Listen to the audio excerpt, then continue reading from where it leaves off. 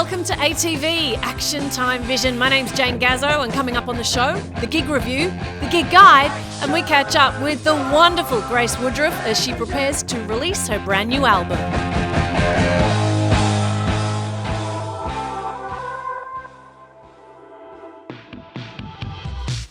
Here at ATV, it's always wonderful to catch up with emerging new talent, although not so emerging and not so new, but certainly with a brand new album under your belt, which is ready to unleash to the world. This is Grace Woodroofe. It's an absolute pleasure to have you here. Thank you, Jane. So good to see you. This album has been a long time in the making, Grace. How long all up? It's taken quite a few years, actually. I would say maybe 5 plus.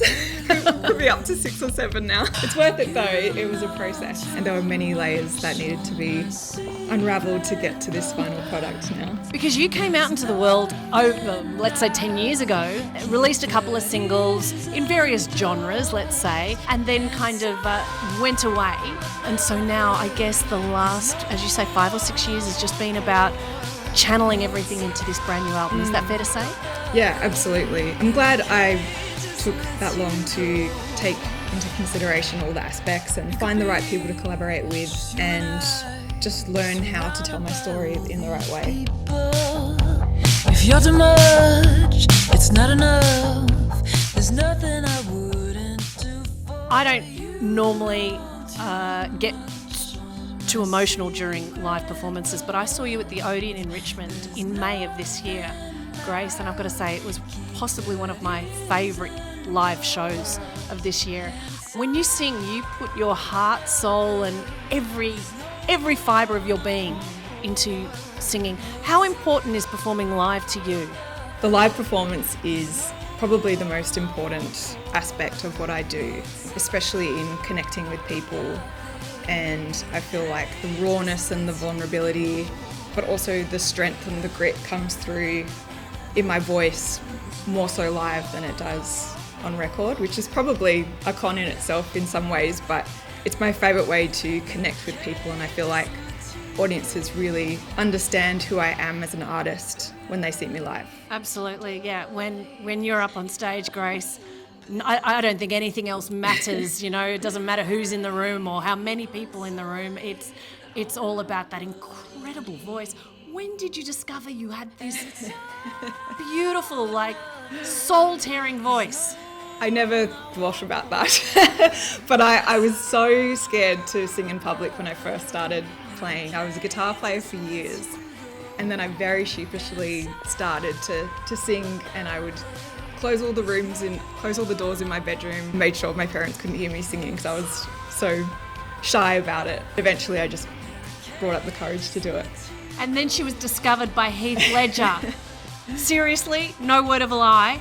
Heath Ledger heard you sing through his sister, was it? Yeah. And then you got signed to his record label, you go to LA, you live this incredible LA life. You know, I guess from there you've now returned to Melbourne and you've poured your heart and soul of that experience in LA in this brand new album, which I can't wait to hear.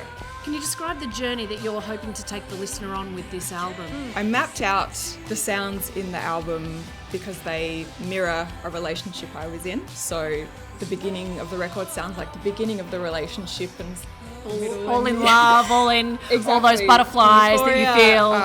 The joys, the excitement, and then it sort of progresses into doubt and paranoia, jealousy, and then ultimately it ends with the relationship ending as well in the darkness. So I wanted all of the music to sonically mirror all of those feelings. So it's quite cinematic, and it definitely takes you through the ups and downs of the relationship. 2025, what are you most excited about, Grace? Definitely playing live, definitely. I want to tour as much as I can, get out in front of people and have that connection with them. That's the most important thing to me. Grace, thanks for joining us on ATV. Thanks for having me.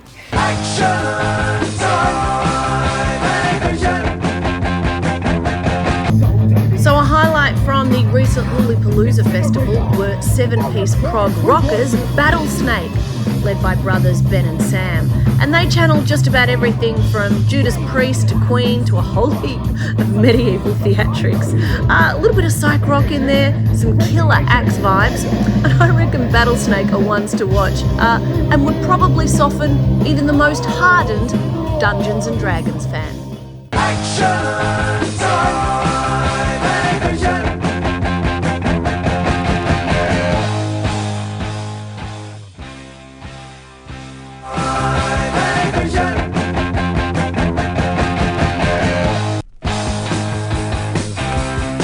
So my recommendation this week is for Naarm-based artist Charlie Lane, who's really breaking down barriers and stigmas. She's quite active in the disability space and an advocate for disability, and I really take my hat off to her.